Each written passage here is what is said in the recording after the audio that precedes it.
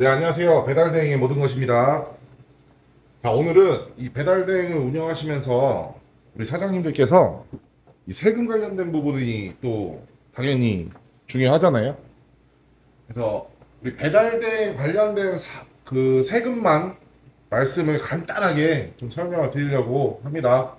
그래서 어, 잘 들어주시고요. 일단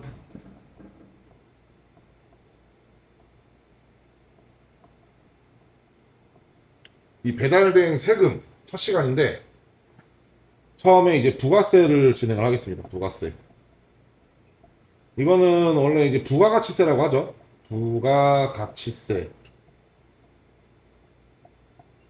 이 부가가치세는 매출액의 10%를 세금으로 내는 국세 제도입니다. 그러니까 매출액, 이 매출액이 중요한데 이 매출액은 과연 어떤 걸 의미를 하느냐? 적격 증빙된 자료, 증빙된 자료, 뭐 예를 들어서 뭐 전자세금 계산서,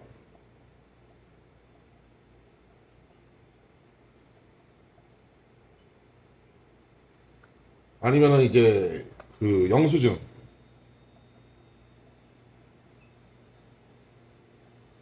기타 카드 매출 내역, 그리고 뭐 온라인 결제, 이거는 이제 피지사를 이용을 하게 되는 거죠. 거의 대부분. 아니면 이제 페이나. 그러니까 이런 공식적인 결제 시스템을 통해서 발생된 매출. 그거를 이제 우리가 이제 매출이라고 합니다. 이거는 국세청에도 자료가 다 넘어가게 돼 있고요. 우리가 이거를 어떻게 현금 처리로 한다거나 이렇게 하지 않는 이상은 다 증빙이 되는 자료들입니다. 그래서 이제 적격 증빙이라고 하고요.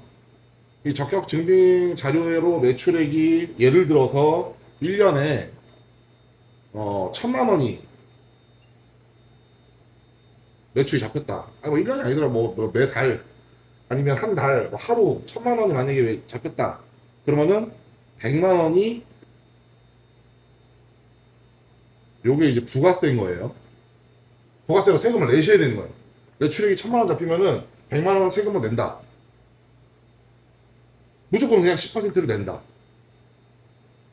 이해하셨나요? 우리가 국밥집에 가잖아요. 국밥집에 가가지고 밥을 한 그릇 먹어요.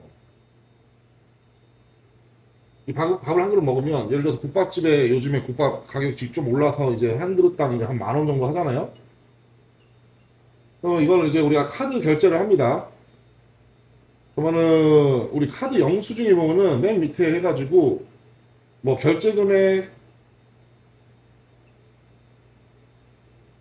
뭐 10,000원 중에 9,000원이 실금액이고 1,000원은 부가세 이렇게 이제 적혀 있는 걸 보실 수 있으세요. 이 얘기는 즉슨 뭐냐면 국밥집에서는 실질적으로 9,000원의 수익이 생긴 거고요. 1,000원에 대한 세금은 우리 손님한테 받은 거예요.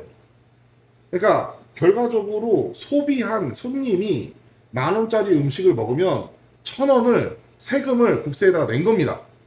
근데 그걸 일일이 다 국세청에다가 낼 자료를 내고 뭐 하면은 이제 시스템적으로 좀 복잡할 수 있잖아요. 그래서 이 국밥집에 이걸 대신 내게 한 거예요, 한마디로.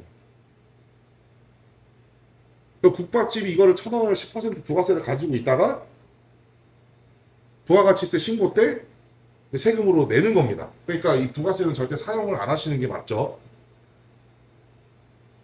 이해되셨나요? 이게 부가가치세입니다. 그러면 배달 대행으로 이제 얘를 만약에 잡아서 이제 말씀을 드리면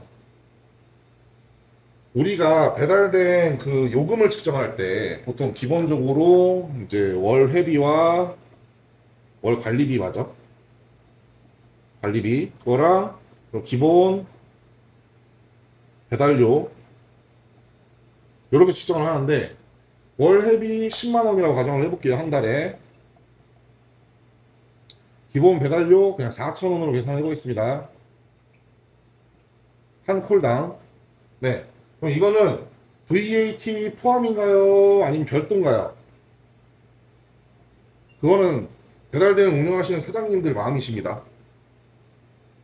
별도라고 하면은 11만 원을 받으셔야 되는 거예요. 10%. 이 10만 원에 10%인 만 원을 더 붙여서 11만 원을 받으시고 11만 원에 대한 세금 계산서를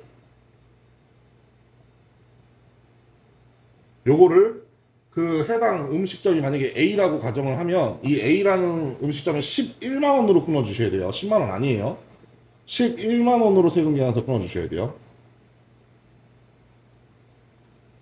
부가세를 포함한 가격으로 끊어 주셔야 돼요. 네. 요러고 이 만 원은 음식점 사장님이 결과적으로 세금 낼 거를 배달대행 사장님이 그냥 가지고 계신 거나 똑같은 거예요. 이거 쓰시면 안 되는 거예요. 한마디로. 근데 만약에 배달대행 사장님도 지출이 발생될 거 아니에요. 부가세. 그러니까 만약에 내가 예를 들어서 뭐 오토바이 리스를 만약에 받는다. 리스사가 있을 거 아니에요. 리스사한테 한 달에 예를 들어서 10만 원으로 그냥 예를 들어서 10만 원으로 뭐 시티백을 뭐 빌렸어요. 그냥 한 달에. 그러면 리스사에서는 10만 원만 받는 게 아니라 11만 원을 받는단 말이에요. 이거는 배달대행 사장님이 10% 리스사에다가 부가세를 낸 거예요. 그럼 결론적으로 이런 지출이 있고 이런 수익이 있었다. 그럼 이게 퉁이 되는 겁니다. 공제가 돼요. 그래서 실질적 부가가치세 신고는 지출, 매입과 매출을 신고를 하되 나중에 부가가치세가 나오는 거는 네가 10만 원에서 어쨌든 그 만 원을 가맹점에서 만 원을 부가세를 받아가지고 또 리스사에다 지출하면서 또 만 원을 냈으니 그냥 낼 게 없는 거예요. 공제는 이런 형식입니다. 간단하게 설명드리는 거예요. 그래서 우리가 VAT를 별도로 측정한다 그러면은 기본 배달료도 4,000원이 아니라 4,400원을 받으시는 게 맞고요.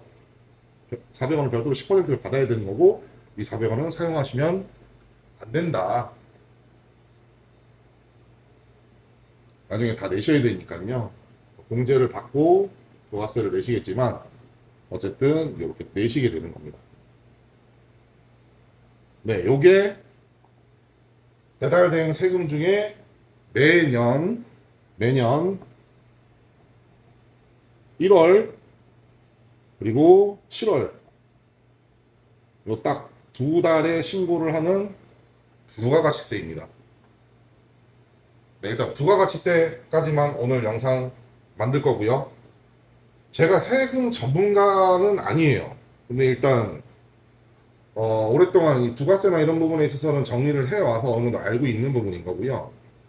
사실 세무 상담은 국가에서 정한 자격을 취한 사람, 우리 세무사, 그 외 사람들이 세무 상담을 하거나 그런 걸로 해서 뭐 비용을 받거나 하면은 불법이에요. 그래서 저는 간단하게 배달대행을 운영하시는 사장님들이 부가세를 어떤 개념으로 이해를 하고 계신지에 대한 부분에 있어서 좀 이제 모르시면 안내를 드리려고 일단 요거를 만든 거니까 이렇게 아시고 이건 되게 간단하게 설명드린 거예요. 원래는 복잡하게는 되게 여러 가지 설명들을 다 드려야 되는데 우리 배달대행에만 맞게끔만 딱 설명드린 거니까 네, 그렇게만 이해하시면 좋을 것 같습니다. 영상 여기까지 하겠습니다. 혹시 뭐 궁금하신 거 있으면 댓글로 남겨주시고요. 다음 영상은 이제 종합소득세 관련돼서 제가 설명을 드릴게요. 네, 감사합니다.